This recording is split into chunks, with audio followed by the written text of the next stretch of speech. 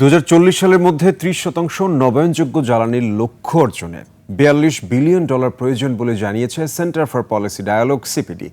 এছাড়া বিনিয়োগকারীদের আস্থা সৃষ্টিতে আইনি বাধ্যবাধকতা, আন্তর্জাতিক অর্থায়ন এবং আঞ্চলিক বিদ্যুৎ বাণিজ্যের উপরও গুরুত্ব দেওয়ার কথা বলেছে সংস্থাটি। অনুপ পিয়ালের রিপোর্ট। ওয়ালটন এখন দেশের সীমানা পেরিয়ে পৌঁছে গিয়েছে 50টিরও বেশি দেশে। ওয়ালটন, ঘরে ঘরে বিশ্বজুড়ে।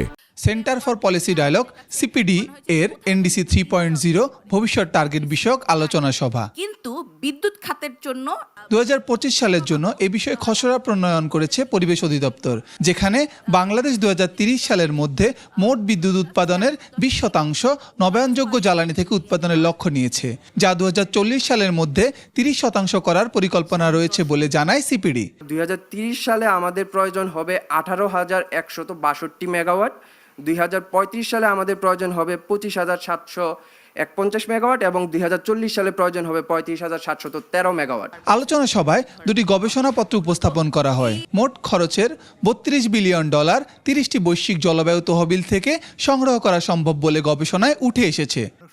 সংস্থাটি দাবি করছে প্রতি বছর বায়ু দূষণে 2 লাখ মানুষ মারা যায়, যার অন্যতম কারণ গ্রিনহাউস গ্যাস। বায়ু দূষণের কারণে প্রতি বছর 2 লক্ষ লোক মারা যাচ্ছে। এই ন্যারেটিভটা আমি আপনাদের সামনে উপস্থাপন করলাম। বিশেষজ্ঞরা বলছেন, দেশের জলবায়ু অভিযোজন ও বিদ্যুৎ খাতের টেকসই রূপান্তরের সবচেয়ে বড় চ্যালেঞ্জ বিনিয়োগ। কন্ডিশনাল টার্গেট যেখানে ডেভেলপ কান্ট্রির ফিনান্সিয়াল সাপোর্ট, টেকনোলজিক সাপোর্ট দেওয়ার কথা, ওনারা কিন্তু কিছুই দিচ্ছেন না।